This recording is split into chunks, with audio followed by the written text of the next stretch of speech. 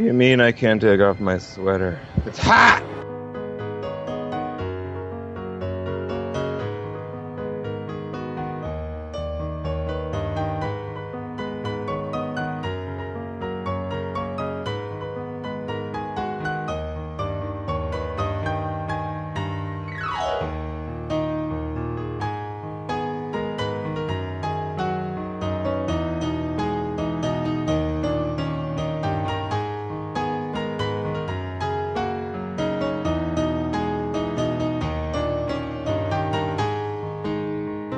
Welcome, everyone, to Episode 6 of Rhythm Encounter, the RPG fan music podcast.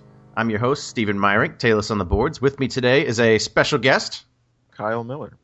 Also known as Kyle E. Miller on the boards. That's him, and I'm the other host guy. I'm Derek Heemsbergen, Embryon on the boards. And we've got a fun episode for you guys today. I just totally jacked control from Stephen, and yeah, you guys are going to enjoy this topic. I think it's one that is very apropos to the season. And we've got a lot of fun picks that remind us of our bygone days, not forlorn days. Well, they might be forlorn. They could be. I think my brain just went boop. So it's going to be a fun one. But before we get into that, we're going to talk about our recent albums. So, Steven, would you like to hit us with that first one? Absolutely. So the first one is actually a really solid. Well, I think it's really solid, and so did Mike, the guy who reviewed it. It's Chrono Trigger: The Last Day of the World Orchestra, and that's by the Blake Robinson Synthetic Orchestra, which, if you've been kind of following the game music scene lately, the Blake Robinson Synthetic Orchestra is a guy who takes all kinds of classic VGM, and I think he's even done some movie score stuff. I think he did something by Joe Hisaishi. But anyways, he takes it and he does, as the name implies, synthetically orchestrates it. And they always sound really great. And while I don't think they quite have the full sound of a real orchestra, I don't think that's the point. It still sounds great. And so the one we're playing, obviously, is Last Day of the World. So let's go ahead and take a listen to Chrono Trigger, The Last Day of the World Orchestra.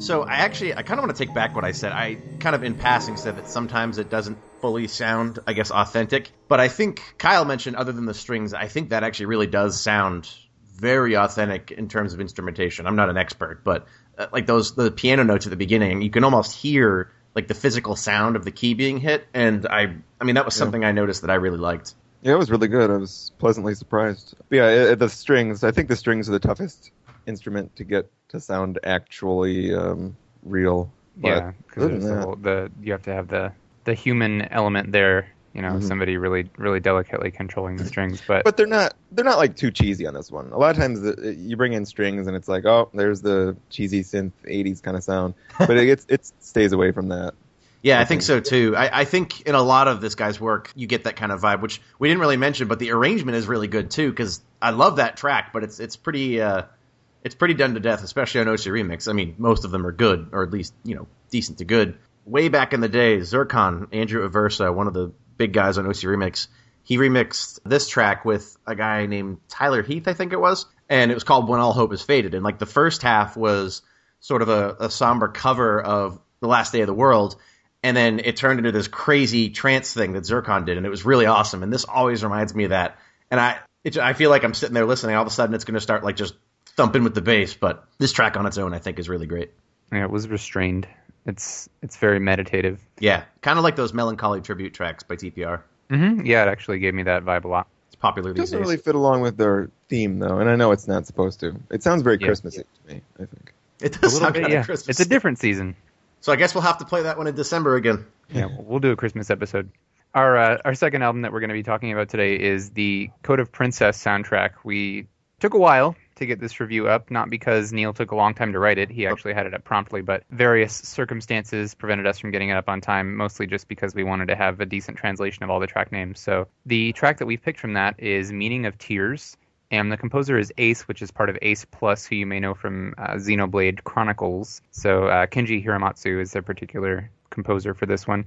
Code of Princess was a 3DS game, came out last year. Pretty fun, pretty cool soundtrack. I think the soundtrack is better than the actual game, so you can be the judge of that when you listen to Meaning of Tears.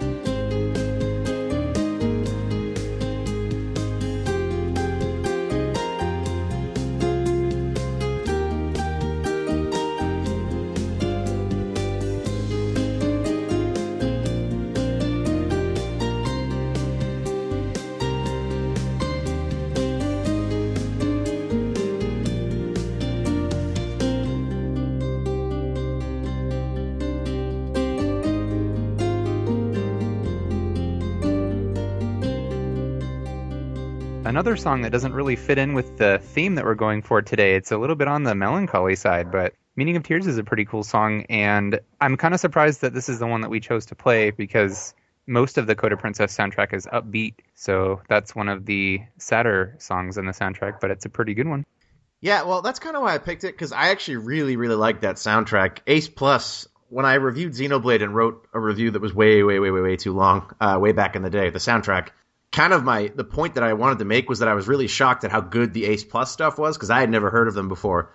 I was expecting, to be blown away by Shimamura, and her tracks were good, but in general, I actually thought the Ace Plus stuff was the best. And this album by itself isn't the whole of Ace Plus, it's just Kenji Hiramatsu, but it's, I don't know, that track Maybe it's just I was listening to it, I haven't played the game, and I went, man, that song makes me feel something. Makes me feel the meaning of tears. Yeah, well, that's probably more than I'd feel normally about that game. So anyways, our last track from recent albums today is from an album that I literally just posted not an hour ago. This is the Torchlight 2 soundtrack, which, if you've ever followed action RPGs, it's by Matt Uelmen, who did the soundtrack to Diablo 1 and 2, which, that iconic Tristram theme.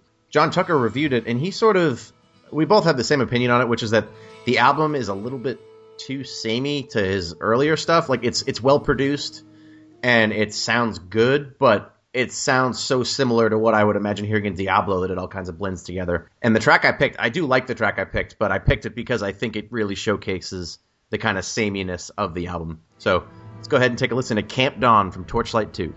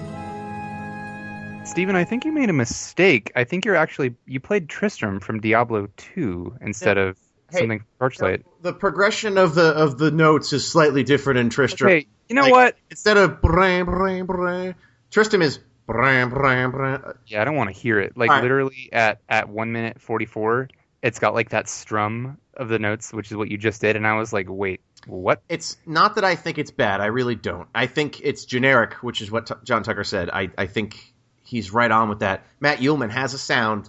He does it really well. It's well produced. It fits the game, but I really, really think it just... if you told me I was playing Diablo 2, I played Diablo 2 for like 100 gajillion hours, like mathematical gajillion, and I still might not be able to tell you if that was Torchlight or Diablo. And that was sort of my complaint about Torchlight 2 in general, was that it was very samey, and that, that's what they were going for. But solidly put together, but... Which is why we need to have a whole episode about good music in Western RPGs.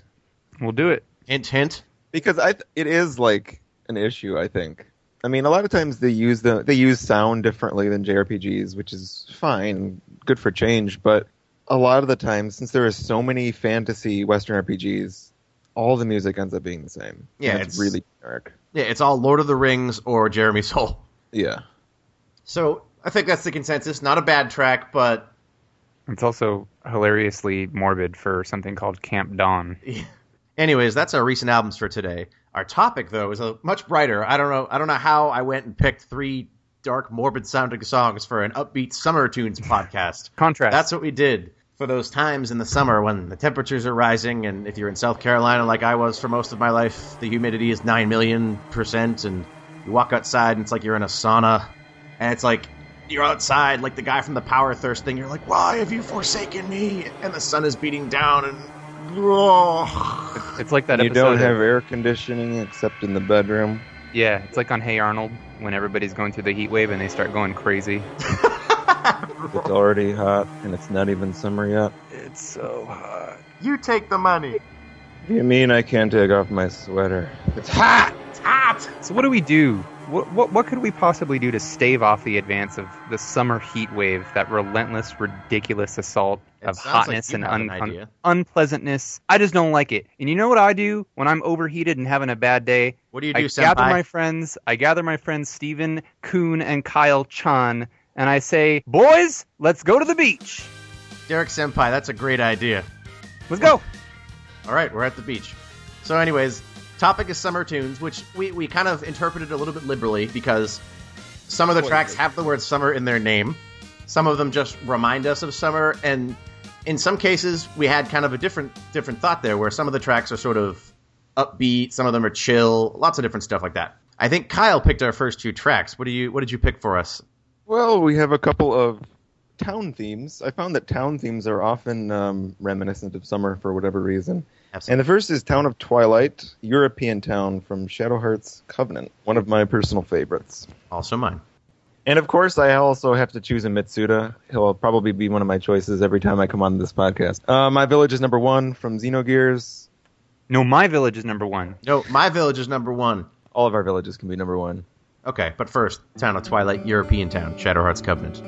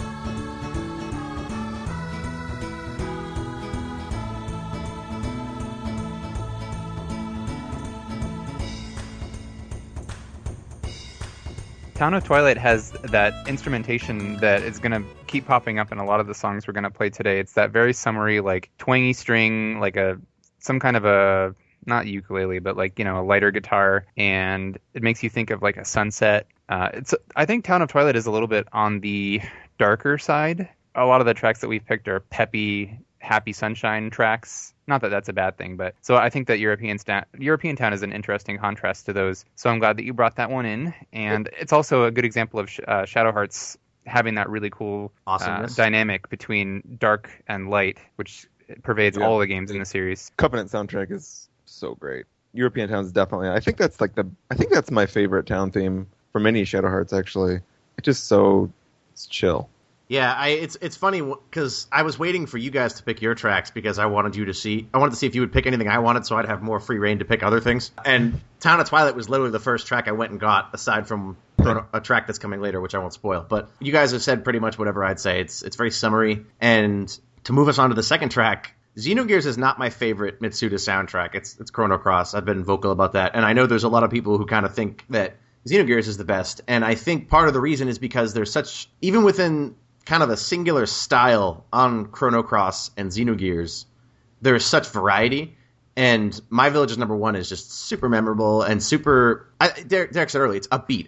It really gets me kind of. My Village is number one. And it's one of the first songs you hear when you start the game, so it has a longer amount of time to really get its way into your memory, especially considering what happens early on in the game following, you start off in this village that's really happy, and then things take a dark turn. So yeah, like instead of his village being number one, that becomes the population of the village. Oh, too soon. That's messed. Yeah, that is messed up. Depressing. We're supposed to be happy. It's summer. It is summer. I just thought those are winter thoughts, Stephen. Sorry, I'll hold them off for now. Shut them away.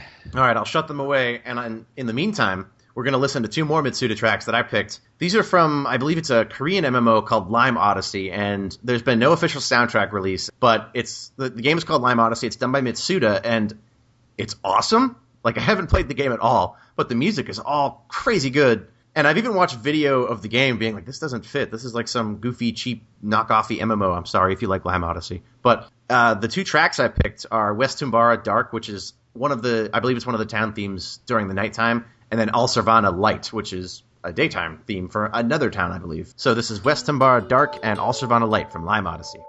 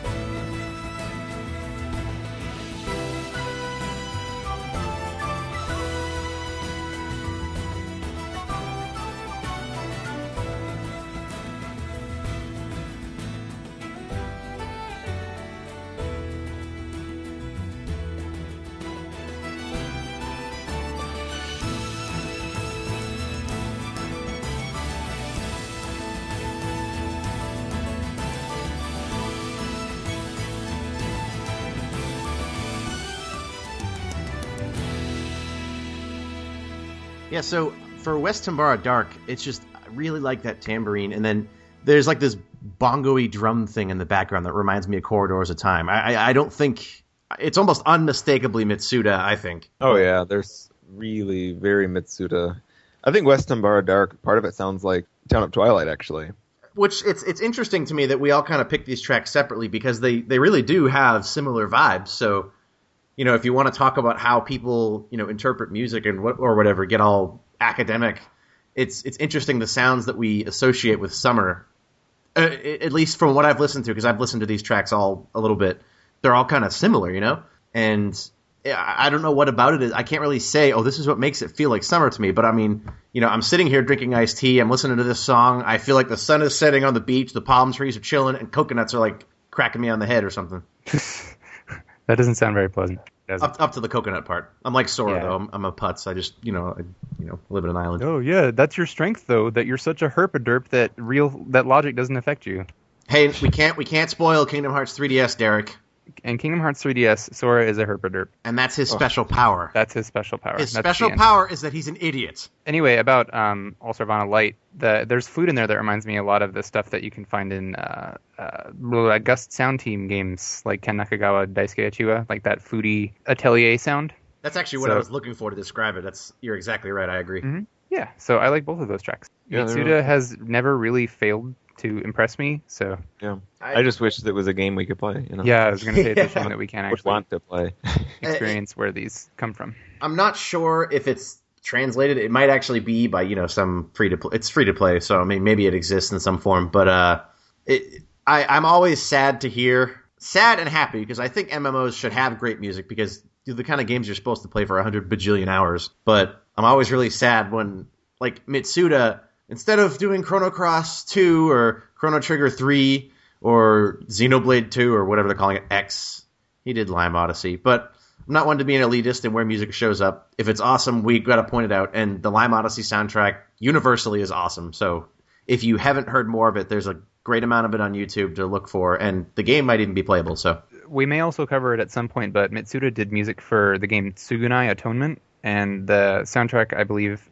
I don't know if it's Celtic. I don't know how to pronounce it, but it's like Au Sinuit or something. That's an incredibly good soundtrack for a game that not a lot of people played. I'm not trying to be a hipster about it because I hadn't heard it until like a couple months ago. So that's another one to check out, the Tsugunai Atonement soundtrack, if you like Mitsuda. Yeah, I think a lot of people, if you're playing kind of, not mainstream games, but if you're playing kind of games that aren't way off the beaten path, you may have, Mitsuda may seemingly have dropped off the face of the earth to you. And he does do a lot more producing now than composing. But when he does pop up, it's still just, it makes me sad that he's not as prolific as, I love Shimomura, and she's crazy prolific now. I wish Mitsuda was as prolific as she is still, although from what I hear about his work habits, he kind of works himself to nothing on every project. So, probably we don't want the guy to get sick. We just want to hear good stuff. Yes. All right, so the next block of tracks are 3 tracks that I've selected. The thing that they all have in common is that they're all from Falcom games, so all the music is produced by Sound Team JDK. Nihon Falcom! Nihon Falcom! So I've got a track from Legend of Heroes, Trails in the Sky, the first game. It's Seaport City of Ruan, followed by The Island Left Behind from Nayuta no Kiseki. That's a game in the Kiseki series that's sort of tangentially related. It's not really related by plot. It's got like the same idea behind it. It's kind of hard to explain. It's a shame that we never got that game here. I own the import version of it, and it's relatively import friendly. I haven't played a whole lot of it, but I really like the music and the aesthetics in that game. So we've got that, and then the third one is Quatera Woods from East 6, The Ark of Napishtim. You may have played that on the PlayStation 2 or the PSP, and if you played it on the PSP, I'm really sorry, because that version sucked. But the music was good and it did not suffer. So I've got some summery stuff coming up with Seaport City of Ruan, The Island Left Behind, and Quatera Woods.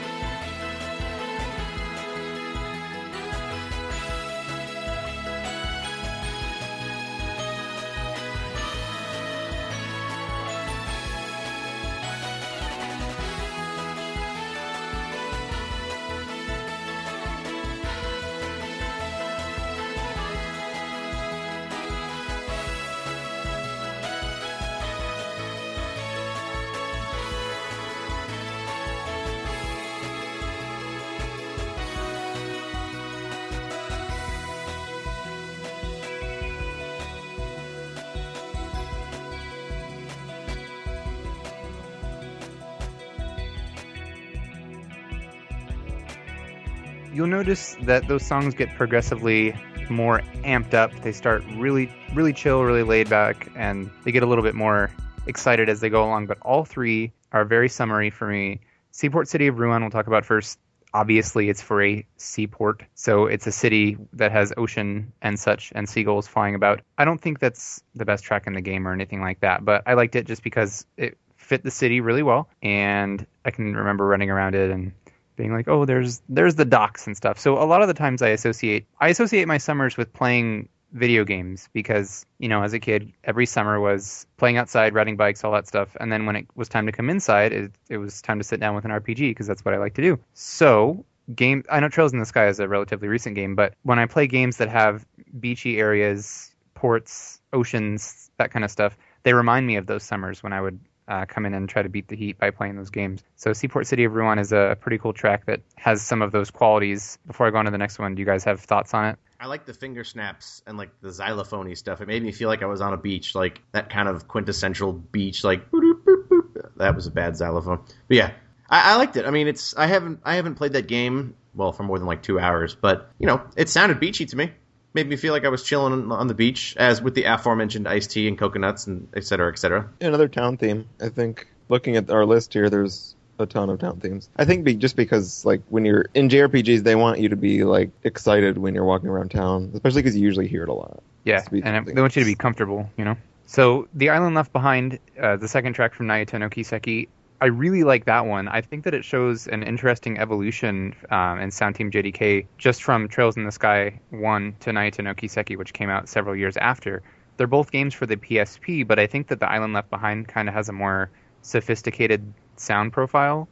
They're both beachy islandy songs, but I like The Island Left Behind a lot more. And I really like the visuals in Naito no Kiseki. There's lots of blues and greens, like bright pastel colors and summery stuff. And the island, you start the game on an island, and the first dungeon is like a lighthouse on the island. So the whole thing, everything, there's like water flooding the lighthouse, and everything is just like super summery.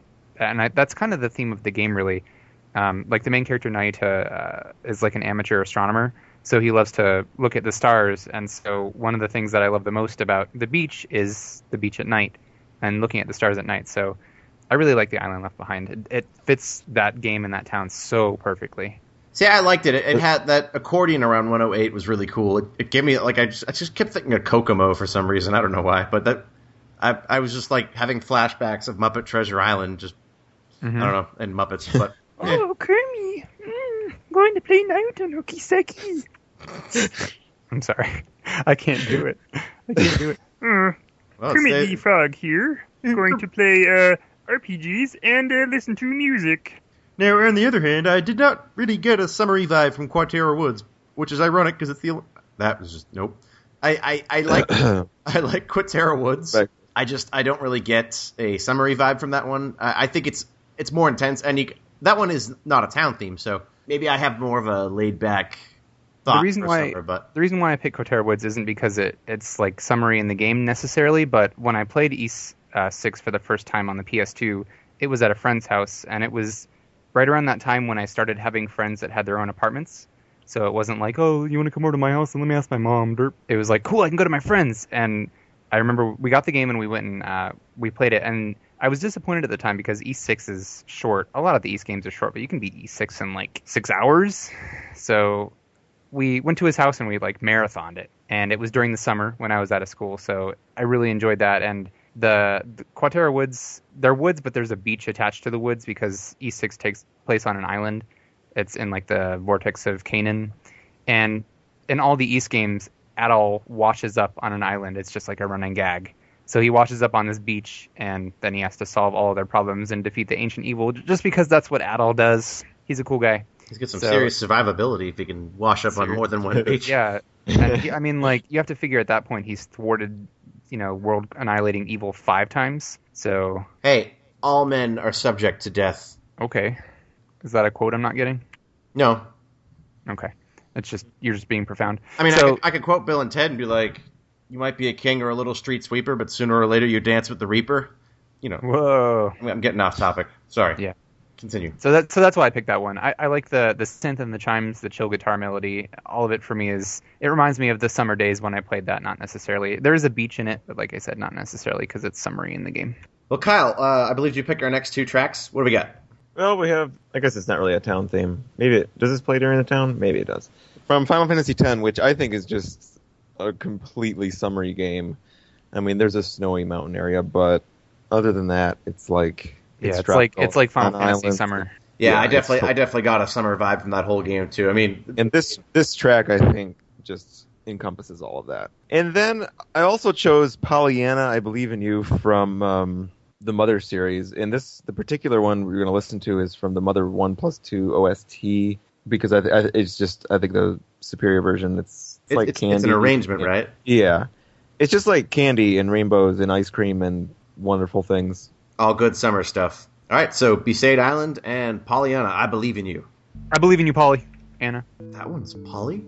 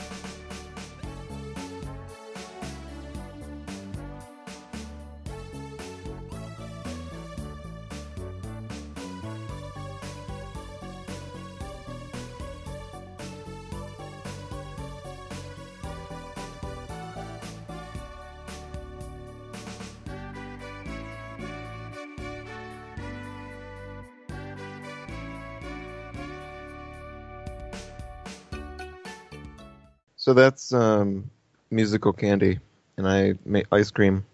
Besaid Island, I guess I forgot about that because I always liked the music in 10, and just that part in the beginning when it's just that just kind of fades in, and it reminds me of playing the demo of Final Fantasy X, like when it first came out, and I was just holy God, this is insane graphics. It's voice acting and the rock song and the bubble of water. And all I remember is Titus's ridiculously bouncy walk, just walking through that waterfall area of Besaid, and that song, it like came right back to me. I was like, oh man, that is so good.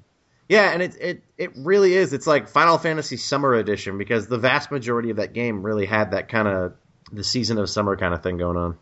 I just love it. And like the little frog kind of sound that's in it. I love it. I love it as well. It's very different from, I think, a lot of what had come before in earlier Final Fantasies, particularly 7, 8, and 9, because for the longest time, you had only Uematsu working on it. 10, you had Masashi Hamauzu as well. And you had the PlayStation sound hardware, and when they got to PS2, it was significantly different. So I think that really lent a lot to the experience and why that game had such a really strong presence, because no more are they tied by the PS1 chip, and they kind of I think 7, 8, 9 all had different sounds too, but 10 had sort of I can't even articulate it, but it was kind of a new age thing. Yeah, like it felt like crazy and different.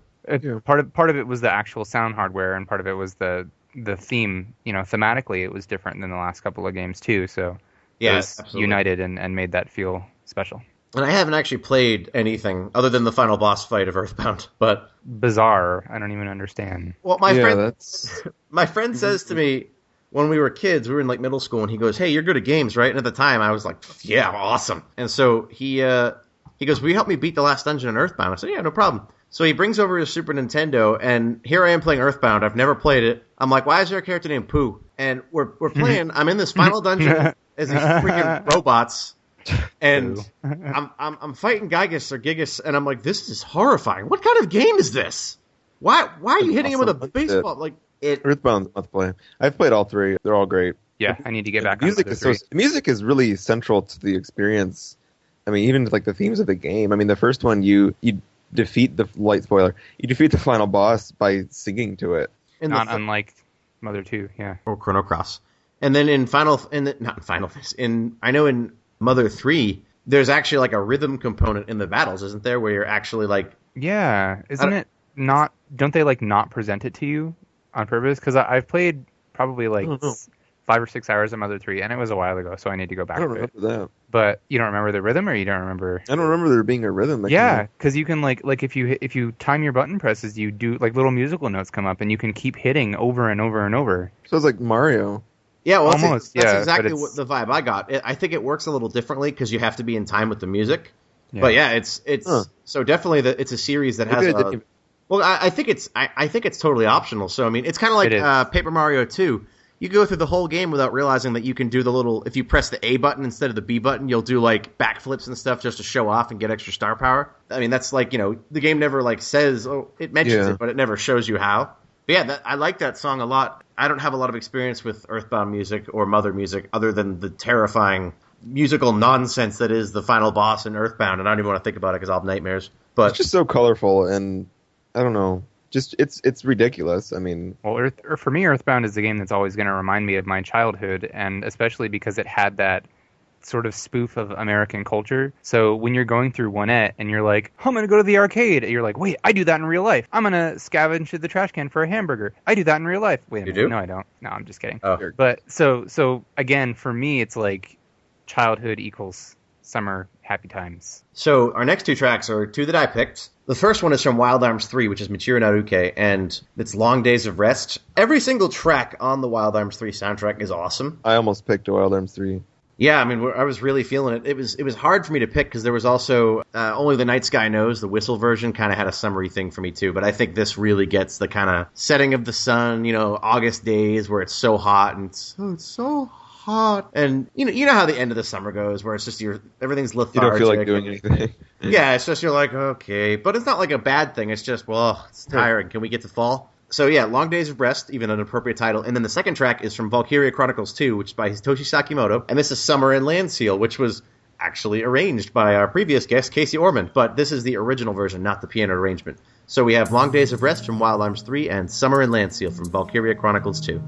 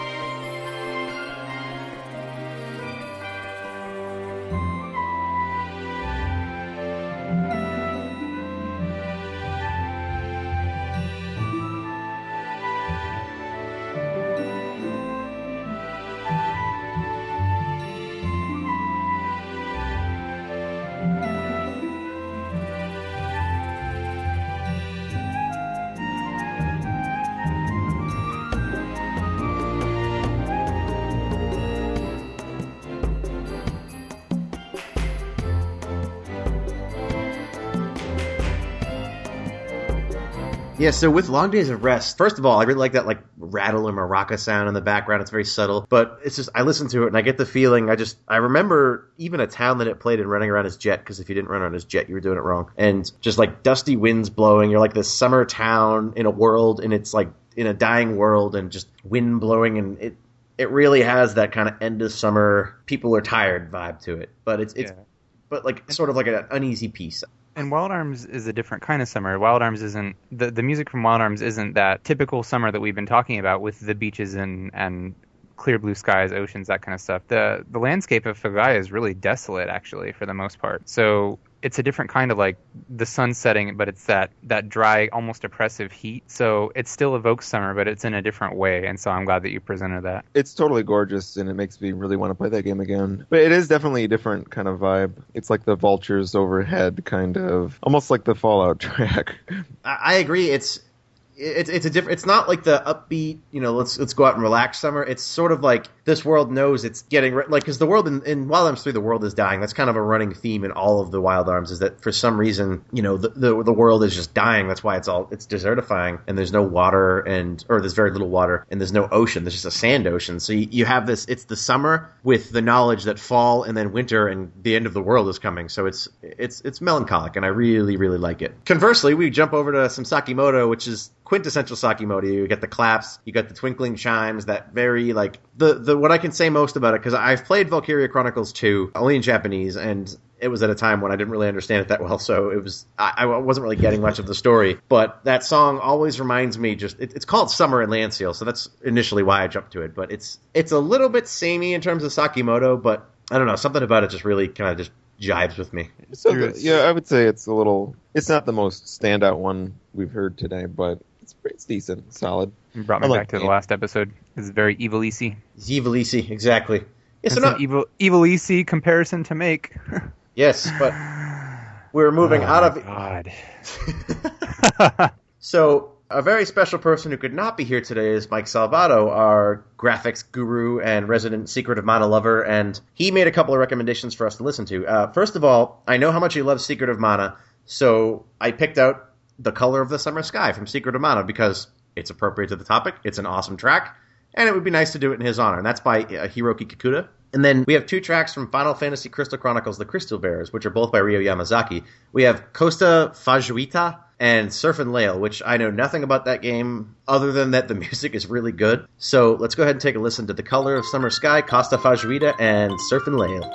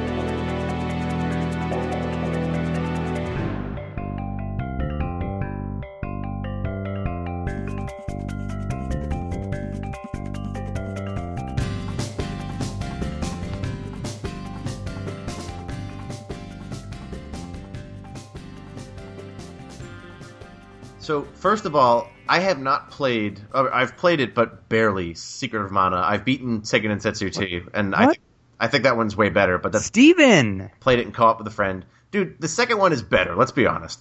This and Earthbound, jeez. Oh my god, that's 2 in 1 episode. You're admitting things that you should not admit. Next you're going to tell me you've barely played Xenoblade. Actually, I have like 30 hours on Xenoblade. I just haven't made it anywhere, because I keep lost. Okay. Intentionally. But anyways, The Color of the Summer Sky, I'm very familiar with the Secret of Mana music because I love Hiroki Kikuta, and it's just all of the music in that I think is really fantastic, and I love that Super Nintendo sound. But this one, it really has like, it's like the polar opposite of the Wild Arms 3 track we played. It's like the happy, peppy, chilling in the forest with rabbits kind of thing going on. Yeah, almost spring, but really early. Yeah, the game starts with you on that log up by the waterfall. Isn't this song playing? Maybe. Up by the waterfall log? But waterfalls, again, more aquatic imagery for me is what reminds me. And that's what ties it into summer for me. Like, you fall down the waterfall, and then you're in the pondy areas where you find the Sword of Mana. Spoiler, It's the Sword of Mana. Convenient place to find it, I guess. So that one's really great. And then the two that Mike picked from Crystal Chronicles are both really cool. The Costa Fajrita one has like these twinkling chimes, and it sounds like you're chilling out on the beach, Like, you got that steel drum in there, Derek was saying.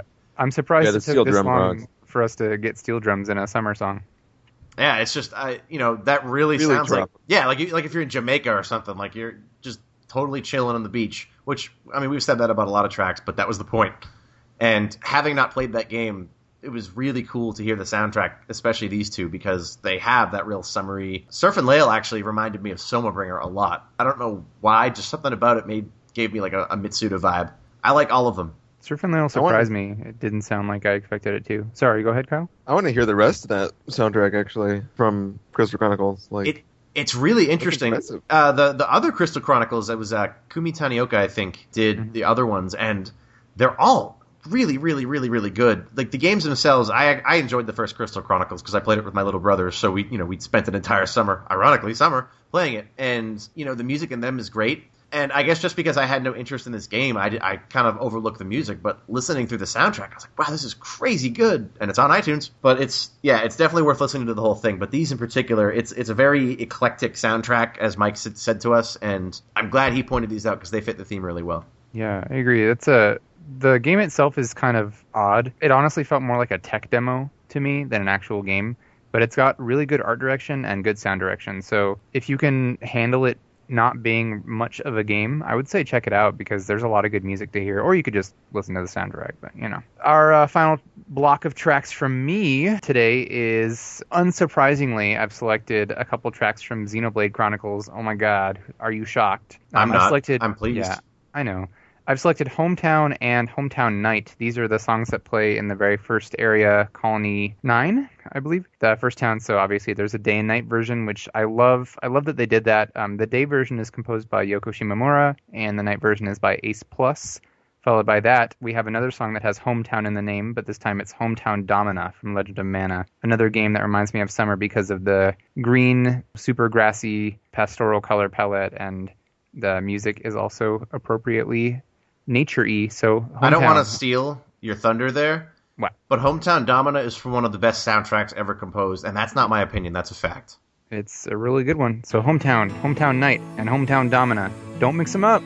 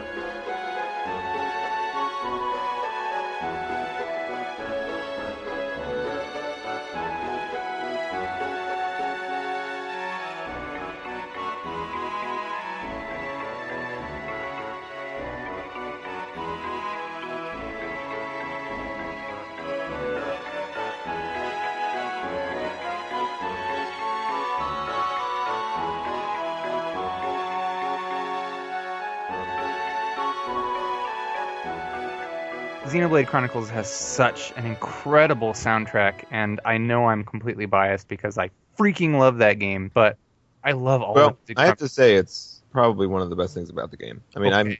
You can say that. That's fine. I'll let you I say it. didn't. No, I think you guys have different opinions on the game, and definitely, I personally, I think Xenoblade Chronicles did a lot of things right in sort of advancing the JRPG. I haven't finished it yet, so I don't have more detailed comments, and that's really not what we talk about on the music show. But the soundtrack really is. I agree with Kyle. It's one of the best parts about the game, which. And I think that's one of the reasons that people like it so much. I think it contributes to the overall, like, this is a classic, epic JRPG, like the ones that have come before, but it's also different, as far as the mechanics and the gameplay goes. Right. But the soundtrack kind of grounds it it's a very classic sounding soundtrack that I think kind of grounds it in the past and makes it relatable while the gameplay is making it new. Yeah, I I think agree that's a with good that. way to explain it. And again, having Shimamura do that is great, but the tracks by Ace Plus are awesome. And more to the point, Hometown and Hometown Night, one of the really cool things Xenoblade did is it had, a lot of games do this now, but it had day and night versions of every track. And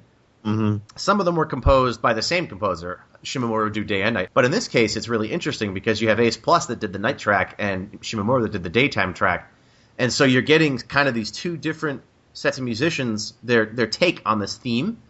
And I really like that. It's I'm not really relating this to Summer very much, but it's something that Xenoblade succeeded in a lot.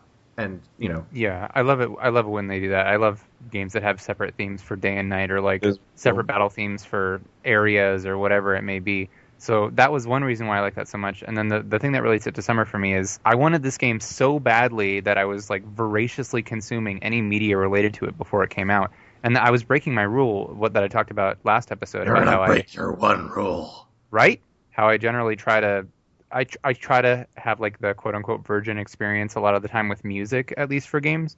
But this game I was just like, whatever I can find, I want it. So I found like the soundtrack and everything, and I imported it from Europe because I wanted it so bad, and it wasn't confirmed for the US yet.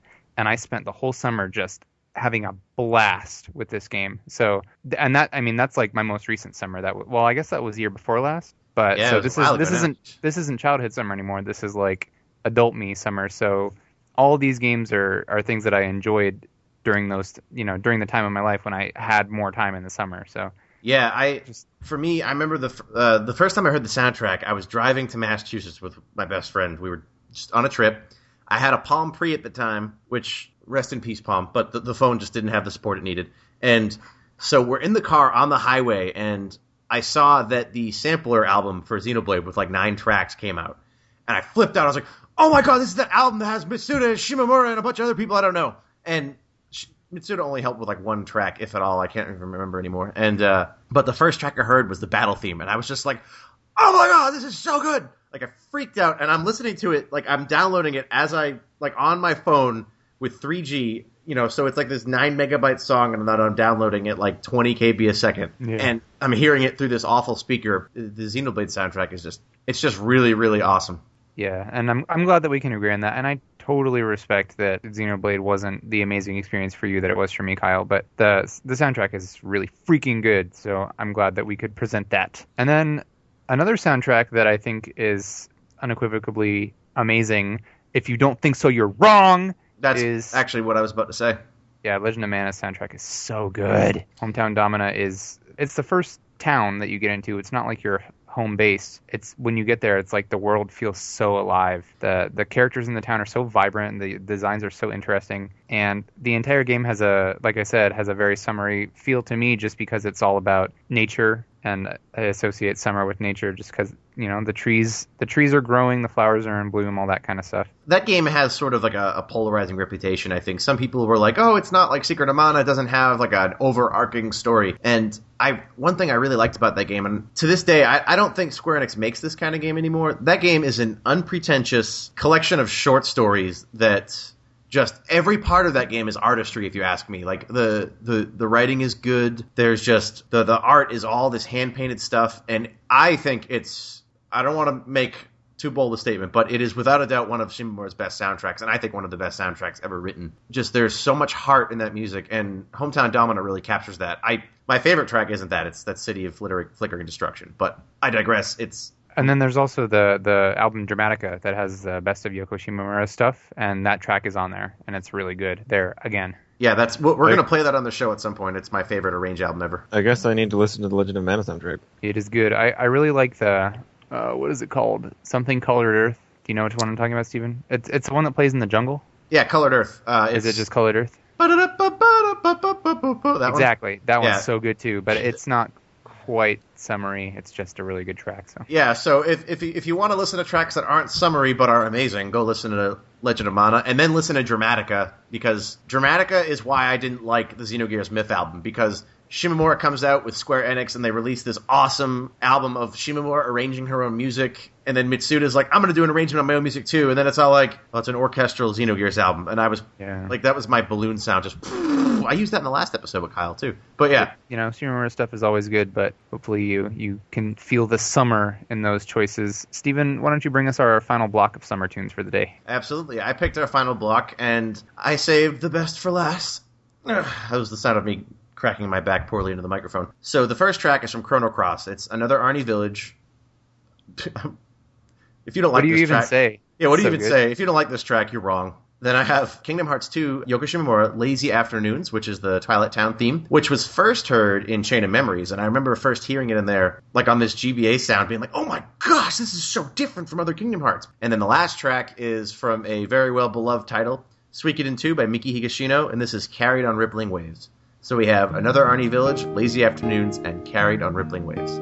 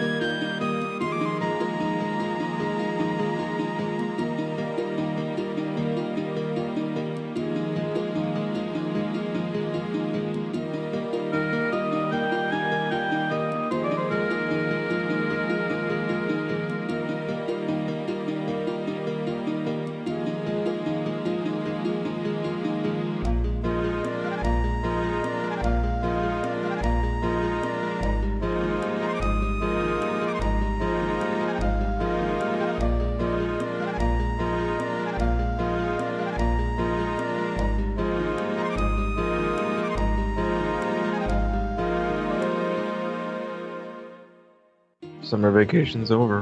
Man, Roxas, way to bring it all down. Well, it's That's the Suikoden 2 one, man. I know. Every time I hear Suikoden 2's music, I'm just like, I'm about to hit my third strike and reveal that not only have I never played Suikoden 2, well, for like 10 minutes, I've only played Suikoden 5, which I really liked. But I was telling Derek and Kyle while we were listening that a lot of times, if there's a game I'm kind of resistant to playing, I will be convinced by the music. Like, I wasn't really interested in playing Dust and Elysian Tale, and then I heard the soundtrack, and I was like, I need to buy this. And then I bought it, and I ended up loving it. And I'm going to buy it again on PC because of how good the music is. And then I bought the soundtrack. The same story with Suikoden 2. I have not played that game at all beyond the intro. And for me to feel as moved by some of that music as I am is just a huge testament to the quality of that music. People sing the praises of that song, that soundtrack, and I think it is 100% warranted. it's definitely one of the most emotional games I've ever played. It's got such a deep, complex story that really makes you feel for the characters in the situations they go through. And I know that we all love RPGs, that's why we're here. But I know Suikoden, yeah, of course you don't. I know Suikoden 2 is definitely very beloved, and it gets the love it deserves. It's not quite as popular as I feel like it should be for how good it is, but the soundtracks are, especially for 2, is just phenomenal. Yeah, and then working backwards, Lazy Afternoons in Kingdom Hearts 2 is not one of my favorite tracks in the game. I really was interested in it when I heard it in Chain of Memories originally, because you go to, at the very end of Chain of Memories, you pop up in Twilight Town. I like the battle theme better, but Lazy Afternoons definitely fits the vibe I was going for with this last block of songs, which is it's the end of summer, and it really does, it feels like a lazy song. So I think thematically it fits well. Those are pretty summery games too, actually. Yeah, they do kind of have that vibe. I mean, you start on a beach. Yeah, one of them very colorful, and no, I think maybe I played the first one during the summer. That's probably why. You start on Destiny Island, a beach, in the first one, and then the second one is Twilight Town. So it's like the sun is perpetually setting. So sunset, summer. Does anybody else feel that the battle theme on Destiny Island sounds like the star theme from Mario? Dun dun dun dun dun dun dun dun dun. No, maybe go listen to it. I'd have to hear it again. I'm sorry. Yeah, go listen to it, listeners, and Derek and Kyle. You guys will hear the similarity. So the last track, I sung a lot of praise for Suikoden 2's soundtrack, but I played Chrono Cross. I played it a lot. I filled 2 memory cards with save files from Chrono Cross and maxed out the star meter through like 100 billion playthroughs. I disagree with everybody that says it's not an incredible game. I respect that you wanted another Chrono Trigger, whatever. I think Chrono Cross is one of the best games ever made, and barring that, I think the Chrono Cross soundtrack, again, to this day, is the best album ever written. Bravely Default is awesome, and I even wrote in my review that it sort of touched the crown, but with the benefit of hindsight, maybe after I play Bravely Default, I'll feel differently. But another Arnie Village, literally, I can hear the first 2 notes, and I'm like, I'm going to cry. This is just so beautiful. It's gorgeous. And that game absolutely encapsulates summer. Like, if you think Final Fantasy X is the summer Final Fantasy, Chrono Cross is the summer RPG. It's all in the environments. Like, the environments and the music mesh together so perfectly. And the islands. You're on a pier in Arnie Village, and the kids are swimming around, and like they use tricks to make that look so expansive and so deep. And there's that, and then like that first area you go to get the scales, it's just all coral. It's so gorgeous. It's like you're underwater but on land. They took that and they moved it, and they used music to enhance that. It's summer the RPG. I really can't describe it any other way. And the song fits really well. I mean, you could pick half the tracks from Chrono Cross and they'd fit. Oh, yeah. This was the first one I thought of when Derek suggested this topic to me. He goes, summer, and I went, like Arnie Village, or another Arnie Village, and he was like, exactly. I was like, okay, we're on the same page here. So again, I really, really enjoyed all 3 of those tracks, and this is sort of the thing I think we want to continue to do. We want to do like a winter episode and stuff like that, like, themed stuff. But I think by necessity, because I personally haven't played as many of these games, maybe my commentary wasn't as robust as it was like in the Phantasy Star episode, but there's something I really like about identifying music by the emotion it makes you feel and talking about it that way. And I think that's why I really enjoyed the kind of the music we listened to today, because it was interesting to see what we could do in terms of eliciting an emotional response just by music.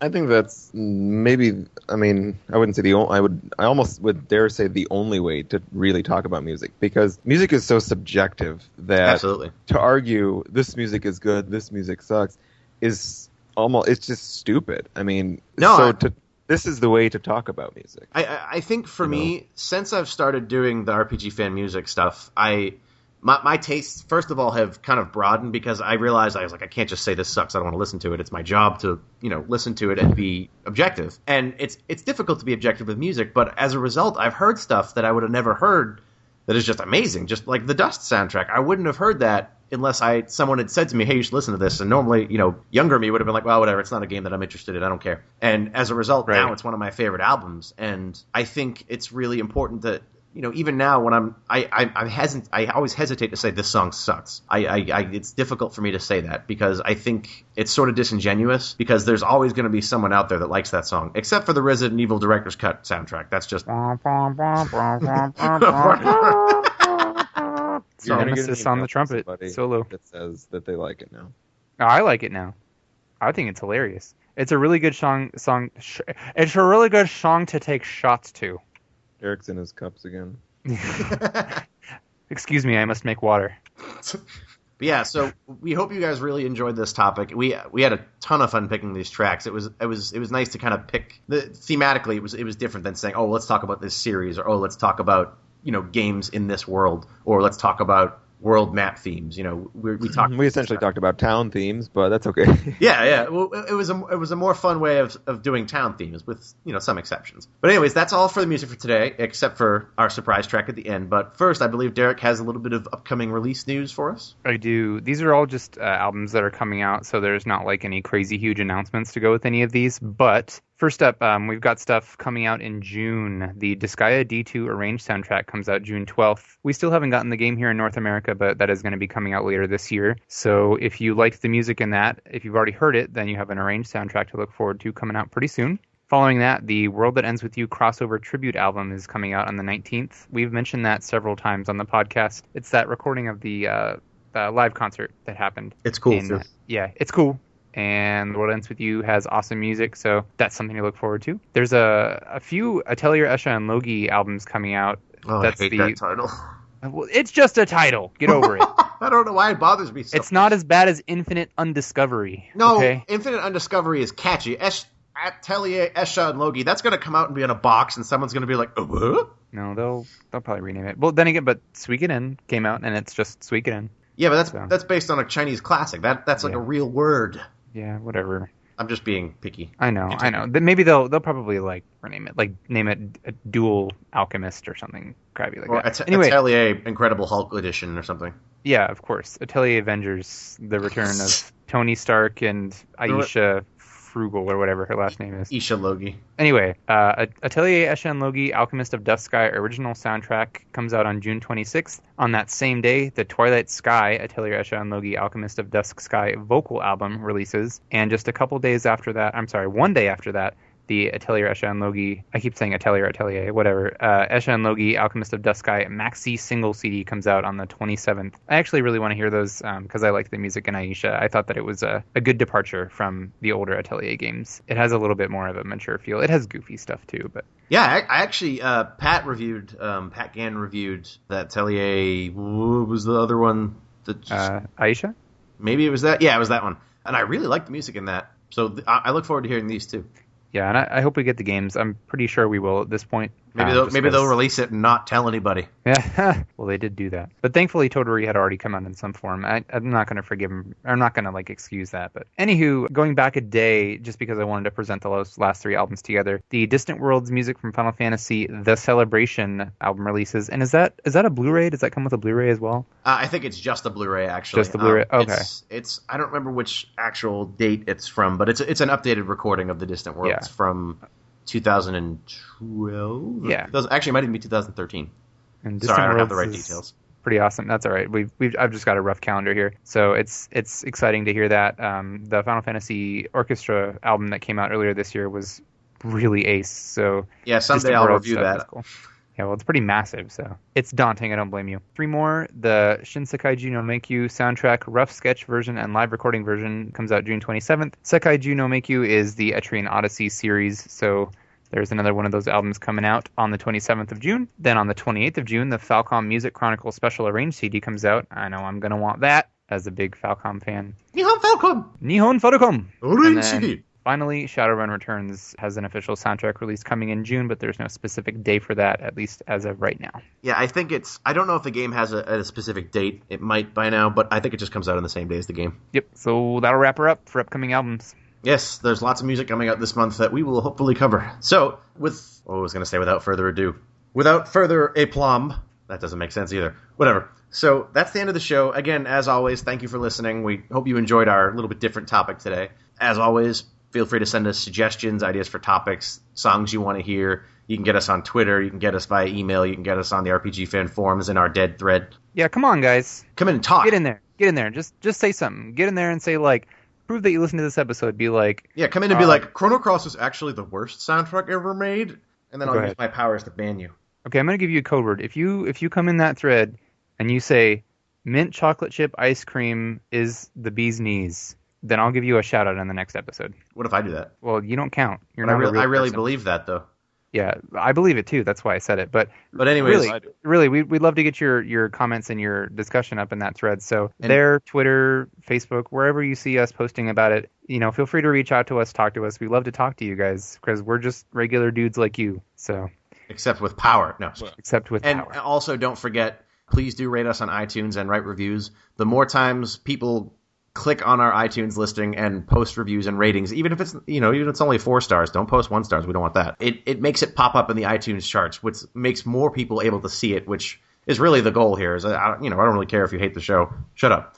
But it's just that more people get to listen and enjoy it is kind of the goal. So don't forget to go in and do that. Anyways, as always is tradition, we're gonna have our guest pick a track. Kyle, what are we doing for our closing track today? Well, it's kind of cliche, I guess, to say that this soundtrack is really amazing, but I really think it deserves all the praise it gets. And this track in particular just symbolizes to me just running free in the summer in the wilds. And it is Hills of Radiant Winds from Nier. Ooh. Yes! Excellent. Love this track. Yeah, great choice, Kyle. So anyways, we're closing out with Hills of Radiant Winds from Nier. Thanks for listening, guys. See you next time.